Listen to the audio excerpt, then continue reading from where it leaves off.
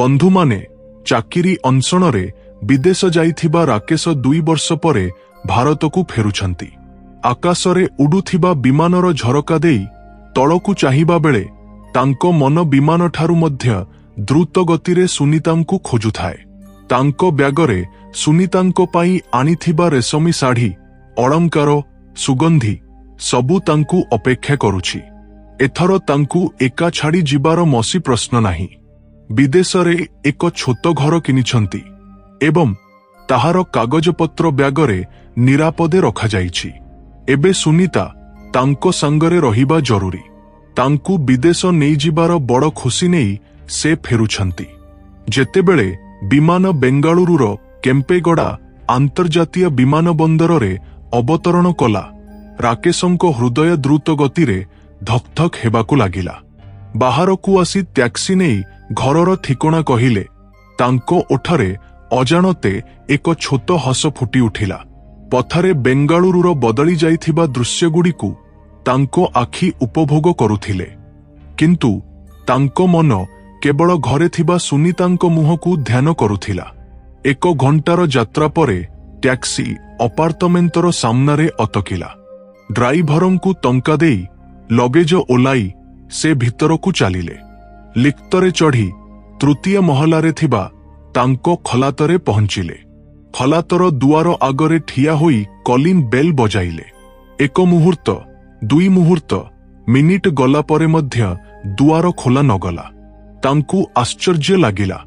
ବୋଧହୁଏ ସୁନିତା ବାଥରୁମରେ ଅଛନ୍ତି, ନହେଲେ ଗୀତ ଶୁଣୁ ଶୁଣୁ ରୋଷେଇ କରୁଛନ୍ତି ବୋଲି ଭାବି ଆଉ ଥରେ ବେଲ୍ ବଜାଇଲେ। ଏଥର ମଧ୍ୟ କୌଣସି ପ୍ରତିକ୍ରିୟା ନ ମିଳିଲା। ଏବେ ତାଙ୍କୁ ଚିନ୍ତା ଆରମ୍ଭ ହେଲା। ସଙ୍ଗେ ସଙ୍ଗେ ଫୋନ୍ ବାହାର କରି ସୁନିତାଙ୍କୁ କଲ୍ କଲେ। ରିଙ୍ଗ ଗଲା, କିନ୍ତୁ କେହି ଉଠାଇଲେ ନାହିଁ। ତାଙ୍କ ମନରେ ହଜାରେ ଚିନ୍ତା ଭିଡ଼ିଲା। ବୋଧହୁଏ ସପିଂ ପାଇଁ ଗଲେଣି, ନହେଲେ ମନ୍ଦିରକୁ ଗଲେଣି ବୋଲି ନିଜକୁ ଶାନ୍ତ କଲେ। ହାତରେ ଥିବା ଅନ୍ୟ ଚାବି ବ୍ୟବହାର କରି ଦୁଆର ଖୋଲି ଭିତରକୁ ପଶିଲେ। ଘର ଭିତରେ ପାଦ ରଖିବା ମାତ୍ରେ ରାକେଶଙ୍କୁ ଏକ ଅଜଣା ଅନୁଭବ ହେଲା। ଘରର ଜିନିଷପତ୍ର ଛିନ୍ନ ଭିନ୍ନ ପଡ଼ିଛି। ଟେବୁଲ ଉପରେ ଥିବା ଫୁଲ ଗଛରେ ଗଛ ଶୁଖିଯାଇଛି। ରୋଷେଇ ଘରର ବାସନକୁସନ ଉପରେ ମକଡ଼ା ଜାଲ ପଡ଼ିଛି। ଏସବୁ ଦେଖି 1 ମୁହୂର୍ତ୍ତ ପାଇଁ ରାକେଶଙ୍କୁ ମୁଣ୍ଡ ଘୂରିଗଲା। ଏଟା ତ କାହାର ନଥିବା ଘର ପରି ଦେଖାଯାଉଛି, ସେ ଭାବିଲେ। ବୋଧହୁଏ ସୁନିତା ଗାଁକୁ ଗଲେଣି, କିନ୍ତୁ ମୋତେ ନ କହି ସେ ତ ଯିବେ ନାହିଁ ବୋଲି ନିଜକୁ ଶାନ୍ତ କଲେ। ସୋଫାରେ ବସି ତାଙ୍କ ଆଗମନ ପାଇଁ ଅପେକ୍ଷା କରିବାକୁ ଲାଗିଲେ। ସମୟ ଗଡ଼ିଗଲା। ସନ୍ଧ୍ୟା ହେଲା, ରାତି ହେଲା। ରାତି 8ଟା ପରେ ମଧ୍ୟ ସୁନିତାଙ୍କର କୌଣସି ସୂଚନା ନଥିଲା। ତାଙ୍କ ଫୋନକୁ କଲ୍ କଲେ ମଧ୍ୟ କେହି ଉଠାଇଲେ ନାହିଁ। ଏବେ ରାକେଶଙ୍କୁ ସତରେ ଭୟ ଲାଗିବାକୁ ଲାଗିଲା। କ'ଣ କରିବେ ଜାଣି ନ ପାରିଲେ। ଶେଷରେ ପାଖ ଖଲାତର ଦୁଆରକୁ ଠକ୍ ଠକ୍ କଲେ। ଜଣେ ବୟସ୍କ ଦମ୍ପତି ବାହାରକୁ ଆସି ରାକେଶଙ୍କୁ ଦେଖିଲେ। ସେମାନଙ୍କୁ ସୁନିତାଙ୍କ ବିଷୟରେ ପଚାରିବାରେ ସେହି ମହିଳା କହିଲେ, ଆମେ ସୁନିତାଙ୍କୁ ଦେଖି ପ୍ରାୟ 1 ବର୍ଷ ହେଲା। ଏହି ଖଲାତ ସବୁବେଳେ ତାଲା ପଡ଼ି ରହୁଛି। ଆମେ ଭାବୁଥିଲୁ କେହି ଖାଲି କରି ଚାଲିଯାଇଛନ୍ତି। ଏହି କଥାଗୁଡ଼ିକ ରାକେଶଙ୍କ ମୁଣ୍ଡରେ ବଡ଼ ପଥର ପଡ଼ିଲା ପରି ଲାଗିଲା। 1 ବର୍ଷ ହେଲା ସୁନିତାଙ୍କୁ କେହି ଦେଖିନାହାନ୍ତି। କେଉଁଠିକି ଗଲେଣି? ସେ ପାଗଳ ହେବା ପରି ଭାବିଲେ। ସଙ୍ଗେ ସଙ୍ଗେ ସେ ନିକଟସ୍ଥ ଥାନାକୁ ଯାଇ ଇନ୍ସପେକ୍ଟରଙ୍କ ଆଗରେ ସବୁ ବିସ୍ତାରିତ ଭାବେ କହିଲେ। ମୋ ସ୍ତ୍ରୀଙ୍କୁ 1 ବର୍ଷ ହେଲା ଦେଖିନାହିଁ, କିନ୍ତୁ ଆମେ ପ୍ରତିଦିନ ଭିଡିଓ କଲରେ କଥା ହେଉଥିଲୁ। ସେ କୌଣସି ସମସ୍ୟା ବିଷୟରେ କହିନଥିଲେ। ସବୁବେଳେ ଖୁସି ଦେଖାଯାଉଥିଲେ। ଗତକାଲି ରାତି ମଧ୍ୟ ମୁଁ ତାଙ୍କ ସହ କଥା ହେଇଥିଲି, ରାକେଶ କହିଲେ। ଏହା ଶୁଣି ପୁଲିସଙ୍କୁ ମଧ୍ୟ ଆଶ୍ଚର୍ଯ୍ୟ ଲାଗିଲା। ଥରେ ଆପଣଙ୍କ ସ୍ତ୍ରୀଙ୍କୁ ଫୋନ୍ କରନ୍ତୁ, ସେମାନେ କହିଲେ। ରାକେଶ କଲ୍ କଲେ, କିନ୍ତୁ କେହି ଉଠାଇଲେ ନାହିଁ। ଏବେ ଭିଡିଓ କଲ୍ କରନ୍ତୁ, ପୁଲିସ କହିଲେ। ରାକେଶ ଭିଡିଓ କଲ୍ କରିବା ମାତ୍ରେ ସୁନିତା କଲ୍ ଉଠାଇ କଥା କହିବାକୁ ଲାଗିଲେ। ଉତ୍ସୁକତାରେ ରାକେଶ ପଚାରିଲେ, ସୁନିତା, ତୁ କେଉଁଠି ଅଛୁ? ମୁଁ ତ ଖଲାତରେ ଅଛି। ତୁ କେମିତି ଅଛୁ? ସେ ଉତ୍ତର ଦେଲେ, ମୁଁ ଅଲାତକୁ ଆସିଛି। ତୁ ନାହୁ, କେଉଁଠି ଗଲୁ କହିବା ମାତ୍ରେ କଲ୍ କଟିଗଲା। ପୁଣି କଲ୍ କଲେ ଖୋନ୍ସ ଚଅଖ ବୋଲି ଆସିଲା। ଏହା ଏକ ଗମ୍ଭୀର ଘଟଣା ବୁଝି ଇନ୍ସପେକ୍ଟର ପ୍ରକାଶ ସଙ୍ଗେ ସଙ୍ଗେ ପଦକ୍ଷେପ ନେଲେ। ରାକେଶଙ୍କୁ ନେଇ ଅପାର୍ଟମେଣ୍ଟକୁ ଯାଇ ଖଲାତକୁ ପୂରାପୂରି ପରୀକ୍ଷା କଲେ, କିନ୍ତୁ ସେଠାରେ କୌଣସି ପ୍ରମାଣ ମିଳିଲା ନାହିଁ। ତାପରେ ପ୍ରକାଶଙ୍କ ଧ୍ୟାନ ଅପାର୍ଟମେଣ୍ଟର ସିସିଟିଭି କ୍ୟାମେରା ଆଡ଼କୁ ଗଲା। ସେ ସିକ୍ୟୁରିଟି ଗାର୍ଡଙ୍କୁ କହିଲେ, 1 ବର୍ଷ ଆଗଠାରୁ ଏବେ ପର୍ଯ୍ୟନ୍ତ ସିସିଟିଭି ଫୁଟେଜ ଦେଖାଇବାକୁ। ଘଣ୍ଟା ଘଣ୍ଟା ଫୁଟେଜ ପରୀକ୍ଷା କରିବା ପରେ ପୁଲିସଙ୍କୁ ଏକ ଚମକପ୍ରଦ ଦୃଶ୍ୟ ଦେଖାଗଲା। ପ୍ରାୟ 1 ବର୍ଷ ଆଗେ ଜଣେ ଯୁବକ ପ୍ରତି ରାତିରେ ସୁନିତାଙ୍କ ଖଲାତକୁ ଆସୁଥିଲେ ଓ ସକାଳେ ବାହାରୁଥିଲେ।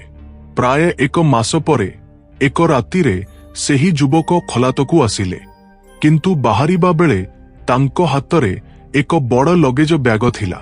ତାହା ଟାଣିବାକୁ ସେ ବେଶ୍ କଷ୍ଟ କରୁଥିବା ଦୃଶ୍ୟ କ୍ୟାମେରାରେ ରେକର୍ଡ ହୋଇଥିଲା। ସେହି ଦିନଠାରୁ ସୁନିତା ସେହି ଖଲାତରେ ଆଉ ଦେଖାଯାଇ ନଥିଲେ। ଏହା ଦେଖି ପ୍ରକାଶଙ୍କ ସନ୍ଦେହ ଆହୁରି ଦୃଢ଼ ହେଲା। ସେହି ଲଗେଜ ବ୍ୟାଗରେ କ'ଣ ଥିଲା?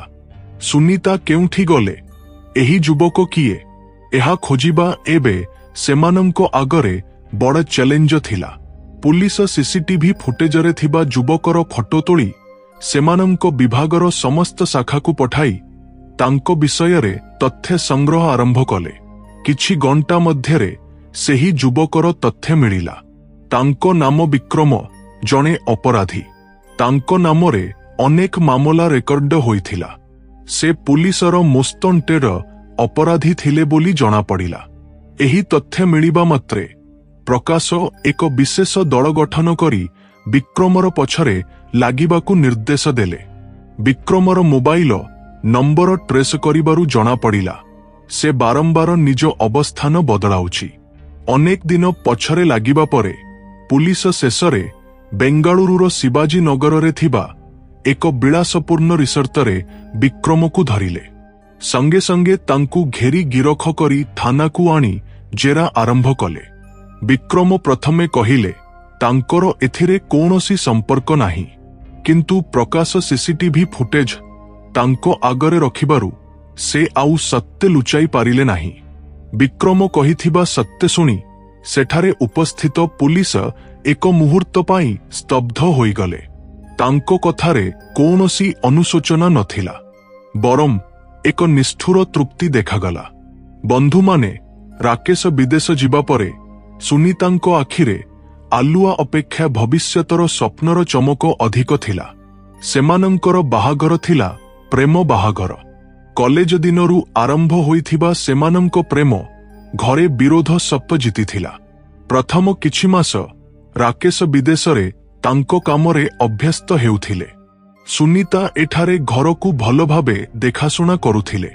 ପ୍ରତିଦିନ ଭିଡିଓ କଲ, ଫୋନ କଲ ଘଣ୍ଟା ଘଣ୍ଟା ଚାଲୁଥିଲା। ସେ ତାଙ୍କ କାମ, ସେଠାକାର ଲୋକଙ୍କ ବିଷୟରେ କହୁଥିଲେ, ଆଉ ସୁନିତା ଏଠାକାର ଦୈନନ୍ଦିନ ଜୀବନ, ନିଜ ଶୋକ ବିଷୟରେ ସେୟାର କରୁଥିଲେ। କିନ୍ତୁ ଦିନ ଗଡ଼ିବା ସହ ଘରର କାନ୍ଥଗୁଡ଼ିକ ତାଙ୍କୁ ଜେଲ ପରି ଲାଗିବାକୁ ଲାଗିଲା। ରାତି ହେଲେ ଏକାକିତ୍ର ମେଘ ତାଙ୍କୁ ଘେରି ଫେଲୁଥିଲା। ପର୍ବପର୍ବାଣୀ ଆସିଲେ ସେହି ଏକାକିତ ଆହୁରି ବଢ଼ି ଯାଉଥିଲା। ଦୀପାବଳିରେ ସମସ୍ତଙ୍କ ଘରେ ଆଲୁଆ ଜଳୁଥିଲେ। ତାଙ୍କ ମନ ଅନ୍ଧକାରରେ ବୁଡ଼ି ଯାଉଥିଲା। ରାକେଶଙ୍କୁ ଛୁଟି ମିଳୁନଥିଲା। ତାଙ୍କୁ ଫୋନରେ କେବଳ ପର୍ବର ଶୁଭେଚ୍ଛା କହିବାକୁ ପଡୁଥିଲା।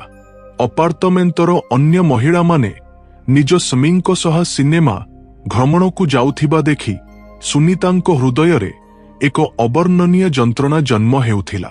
ସେ ଜାଣୁଥିଲେ ରାକେଶ ତାଙ୍କ ପାଇଁ ହିଁ କଷ୍ଟ କରୁଛନ୍ତି, କିନ୍ତୁ ହୃଦୟକୁ ଶାନ୍ତ କରିବା କଠିନ ଥିଲା। ଭିଡିଓ କଲରେ ହସି ମୁହଁରେ ସ୍ୱାମୀଙ୍କ ସହ କଥା ହେବା ପରେ କଲ୍ ଶେଷ ହେବା ମାତ୍ରେ ତକିଆରେ ମୁହଁ ଗୁଞ୍ଜି ସାରା ରାତି ସେ କାନ୍ଦୁଥିଲେ। ଏହି ସମୟରେ ସୋସିଆଲ ମିଡିଆରେ ବିକ୍ରମ ସହ ତାଙ୍କର ପରିଚୟ ହେଲା। ପ୍ରଥମେ ତାଙ୍କ ଫ୍ରେଣ୍ଡ ରିକ୍ୱେଷ୍ଟକୁ ସୁନିତା ଗ୍ରହଣ କରିନଥିଲେ, କିନ୍ତୁ ତାଙ୍କ ପୋଷ୍ଟରେ ଦେଇଥିବା ପ୍ରଶଂସାମୂଳକ ମନ୍ତବ୍ୟ, ତାଙ୍କୁ ପ୍ରଶଂସା କରିବାର ଭଙ୍ଗ ଧୀରେ ଧୀରେ ତାଙ୍କ ଧ୍ୟାନ ଆକର୍ଷଣ କଲା। ଥରେ ସୁନିତା ଏକାକିତ ବିଷୟରେ ଏକ ପୋଷ୍ଟ କରିଥିଲେ। ତେବେ ବିକ୍ରମ ମେସେଜ ପଠାଇଲେ, ଭଲ ମନର ଲୋକଙ୍କୁ ହିଁ ଏକାକିତ ଅଧିକ କଷ୍ଟ ଦିଏ। ଏହି ଏକ କଥା ସୁନିତାଙ୍କ ମନକୁ ଛୁଇଁଲା। ସେ ତାଙ୍କ ସହ କଥା କହିବା ଆରମ୍ଭ କଲେ। ରାକେଶ ତାଙ୍କ କାମର ଚାପରେ ଛୋଟଖାଟୋ ଜିନିଷ ପଚାରିବାକୁ ଭୁଲି ଯାଉଥିଲେ। କିନ୍ତୁ ବିକ୍ରମ କହୁଥିଲେ, ତୁ ଖାଇଛୁ କି? ଆଜି କାହିଁକି ଦୁଃଖୀ? ତୋ ହସ ବହୁତ ସୁନ୍ଦର। ଏହି କଥାଗୁଡ଼ିକ ତାଙ୍କ ହୃଦୟ ପାଇଁ ସଧ ପରି କାମ କରୁଥିଲା। ରାକେଶଙ୍କ ପ୍ରେମ ସମୁଦ୍ର ପରି ଗଭୀର ଥିଲେ ମଧ୍ୟ ବିକ୍ରମର ଧ୍ୟାନ ନଦୀର ସ୍ରୋତ ପରି ଦ୍ରୁତ ଆସି ତାଙ୍କୁ ଆକର୍ଷଣ କଲା। ସେମାନଙ୍କର ଅନଲାଇନ ବନ୍ଧୁତା ଦେଖା ସାକ୍ଷାତର ପର୍ଯ୍ୟାୟକୁ ପହଞ୍ଚିଲା। ପ୍ରଥମେ ସୁନିତା ଧା କରିଥିଲେ। ଏହା ଭୁଲ ବୋଲି ତାଙ୍କ ମନ ସତର୍କ କରୁଥିଲା। କିନ୍ତୁ ବିକ୍ରମ ତାଙ୍କୁ ବୁଝାଇଲେ, ଆମେ ତ ଭଲ ବନ୍ଧୁ, ଏକ କପ୍ କଫି ଖାଇଲେ କ'ଣ ଭୁଲ? ପ୍ରଥମ ଦେଖାରେ ବିକ୍ରମ ଅତ୍ୟନ୍ତ ଶିଷ୍ଟାଚାରରେ ଆଚରଣ କଲେ। ସୁନିତାଙ୍କ କଥା ଘଣ୍ଟା ଘଣ୍ଟା ଶୁଣି ପ୍ରଶଂସା କଲେ। ସେହି ଦିନଠାରୁ ସେମାନଙ୍କ ଦେଖା ସାକ୍ଷାତ ବଢ଼ିଲା। ତାଙ୍କ ଏକାକିତ୍ର ପ୍ରତ୍ୟେକ ମୁହୂର୍ତ୍ତକୁ ବିକ୍ରମ ଦଖଲ କଲେ। ଏହି ଦଖଲ ସହ ପ୍ରତି ରାତିରେ ସେ ସୁନିତାଙ୍କ ଖଲାତକୁ ଆସୁଥିଲେ ଓ ସକାଳେ ବାହାରୁଥିଲେ। ଏହା ଭୁଲ ଜାଣି ମଧ୍ୟ ନିଜ ସ୍ୱାମୀଙ୍କୁ ପ୍ରତାରଣା କରୁଛନ୍ତି ଜାଣି ମଧ୍ୟ ବିକ୍ରମର ପ୍ରେମରେ ପଡ଼ି ସୁନିତା ସୀମା ଅତିକ୍ରମ କଲେ। ଧୀରେ ଧୀରେ ରାକେଶଙ୍କ ସହ କଥା କମିଗଲା। କାମ ଅଛି, ସ୍ୱାସ୍ଥ୍ୟ ଠିକ ନାହିଁ, ଏପରି ମିଛ କାରଣ କହିବାକୁ ଲାଗିଲେ। ଦିନ ଗଡ଼ିବା ସହ ବିକ୍ରମ ନିଜ ସମସ୍ୟା କହି ତାଙ୍କଠାରୁ ଟଙ୍କା ନେବାକୁ ଲାଗିଲେ। ସୁନିତା ତାଙ୍କୁ ଏତେ ବିଶ୍ୱାସ କରିଥିଲେ ଯେ ନିଜ ବ୍ୟାଙ୍କ ଆକାଉଣ୍ଟର ପୂର୍ଣ୍ଣ ନିୟନ୍ତ୍ରଣ ତାଙ୍କୁ ଦେଇଦେଲେ।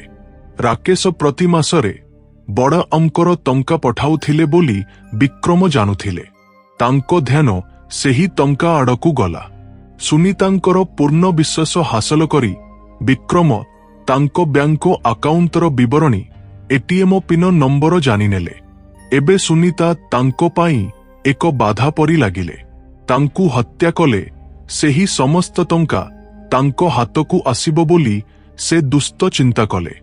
ଏକ ରାତିରେ ସୁନିତା ଶୋଇଥିବା ବେଳେ ସେ ତାଙ୍କ ଗଳା ଚିପି ଶେଷ ବନ୍ଦ କରିଦେଲେ। ତାଙ୍କ ଶବ କ'ଣ କରିବେ ଭାବି ଘରେ ଥିବା ଏକ ବଡ଼ ଲଗେଜ ବ୍ୟାଗରେ ତାଙ୍କ ଶବ ଭର୍ତ୍ତି କରିଦେଲେ। କେହି ନଥିବା ସମୟରେ ସେହି ବ୍ୟାଗ ନେଇ ନିଜ ଗାଡ଼ିରେ ସହରଠାରୁ ବହୁ ଦୂରରେ ଥିବା ଏକ ନିର୍ଜନ ଜଙ୍ଗଲକୁ ଗଲେ। ସେଠାରେ ପେଟ୍ରୋଲ ଢାଳି ତାଙ୍କ ଶବକୁ ପୂରାପୂରି ଜାଳିଦେଲେ।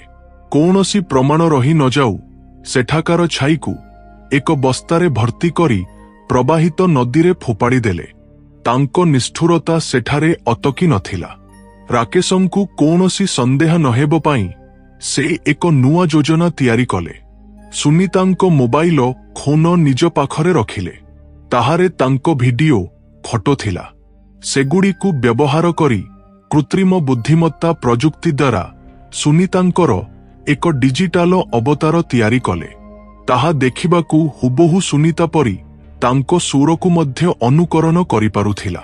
ରାକେଶ ଭିଡିଓ କଲ୍ କରୁଥିବା ବେଳେ ବିକ୍ରମ ସେହି ଡିଜିଟାଲ ଅବତାର ମାଧ୍ୟମରେ ସୁନିତା କଥା କହୁଥିବା ପରି ବନାଇ ଦେଉଥିଲେ। ରାକେଶଙ୍କ ପ୍ରତ୍ୟେକ ପ୍ରଶ୍ନର ଉତ୍ତର ସେହି ଅବତାର ମାଧ୍ୟମରେ ଦିଆଯାଉଥିଲା।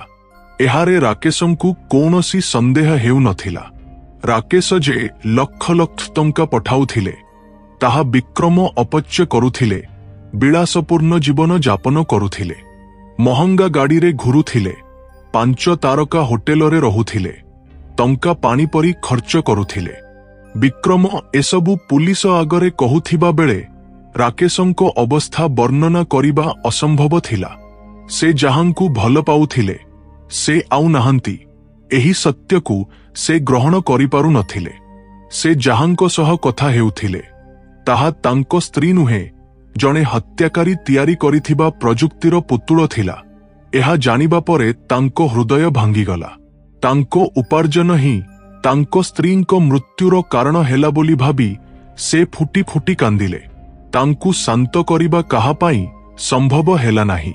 ପରେ ପୁଲିସ ବିକ୍ରମ ବିରୁଦ୍ଧରେ ସମସ୍ତ ପ୍ରମାଣ ସଂଗ୍ରହ କରି ଅଦାଲତରେ ଚାର୍ଜସିଟ ଦାଖଲ କଲେ। ବିଚାର ସମୟରେ ବିକ୍ରମର ନିଷ୍ଠୁର କାର୍ଯ୍ୟ ବିସ୍ ଆଗରେ ଉନ୍ମୋଚିତ ହେଲା। ନିଜ ଭୁଲ ପାଇଁ କୌଣସି ଅନୁଶୋଚନା ନକରି ଠିଆ ହୋଇଥିବା ତାଙ୍କୁ ଦେଖି ବିଚାରପତିମାନେ ଭାବିଲେ, ଏପରି ଲୋକମାନେ ସମାଜ ପାଇଁ ବିପଦଜନକ। ଟଙ୍କାର ଲୋଭରେ ଜଣେ ନିରପରାଧ ମହିଳାଙ୍କ ଜୀବନ ନେଇ ପ୍ରଯୁକ୍ତିର ଅପବ୍ୟବହାର କରି ପ୍ରତାରଣା କରିଥିବା ତାଙ୍କ କାର୍ଯ୍ୟକୁ ଏକ ବିରଳ ମାମଲା ଭାବେ ଗଣାଗଲା। ଶେଷରେ ଅଦାଲତ ବିକ୍ରମକୁ ଦୋଷୀ ଘୋଷଣା କରି ତାଙ୍କୁ ମୃତ୍ୟୁଦଣ୍ଡ ଶୁଣାଇଲା। କିନ୍ତୁ ଅଦାଲତର ରାୟରେ ରାକେଶଙ୍କ ହଜିଯାଇଥିବା ପ୍ରିୟ ସ୍ତ୍ରୀ ଫେରି ଆସିଲେ ନାହିଁ। ତାଙ୍କ ଜୀବନ ପୂରାପୂରି ଧ୍ୱଂସ ହୋଇଗଲା। ପ୍ରେମ, ବିଶ୍ୱାସ, ପ୍ରଯୁକ୍ତି ଉପରେ ଭରସା ସବୁ ତାଙ୍କ ପାଇଁ ମିଛ ହୋଇଗଲା। ବନ୍ଧୁମାନେ ସ୍ୱାମୀଙ୍କ ପ୍ରେମ ତାଙ୍କ ପଠାଇଥିବା ଟଙ୍କା ଥାଇ ମଧ୍ୟ କେବଳ ସେ ଦୂରରେ ଥିବା କାରଣରୁ କ୍ଷଣିକ ସୁଖ ପାଇଁ ଭୁଲ ପଥରେ ପାଦ ଦେଇ ସୁନିତାଙ୍କ ଜୀବନ ହିଁ ତାହାର ମୂଲ୍ୟ ହୋଇଗଲା। ଏକ ଅପରିଚିତ ବ୍ୟକ୍ତିଙ୍କ ଉପରେ ଅନ୍ଧବିଶ୍ୱାସ ତାଙ୍କ ପାଇଁ ମୃତ୍ୟୁର ଫାଶ ହୋଇଗଲା। ଏହା କେବଳ ସୁନିତାଙ୍କ କାହାଣୀ ନୁହେଁ। ସମ୍ପର୍କର ପବିତ୍ରତା ଭୁଲି ଅପରିଚିତମାନଙ୍କର ରଙ୍ଗୀନ କଥାରେ ପ୍ରତାରିତ ହେଲେ ଯେଉଁ ଭୟଙ୍କର ଦୁର୍ଘଟଣା ଘଟେ ତାହାର ଏକ ସତର୍କବାଣୀ। ବିଶ୍ୱାସ ଓ ଧୈର୍ଯ୍ୟ ହିଁ ସମ୍ପର୍କର ମୂଳଦୁଆ। ସେହି ମୂଳଦୁଆ ତଳିଗଲେ ପୁରା ଜୀବନ ଭାଙ୍ଗି ପଡ଼େ। ସୁନିତାଙ୍କ ଅନ୍ତ ହିଁ ତାହାର ସାକ୍ଷୀ। ବନ୍ଧୁମାନେ, ଏହି ଭିଡିଓ ଆପଣଙ୍କୁ କେମିତି ଲାଗିଲା? ପସନ୍ଦ ହେଲେ ଲାଇକ୍ କରନ୍ତୁ।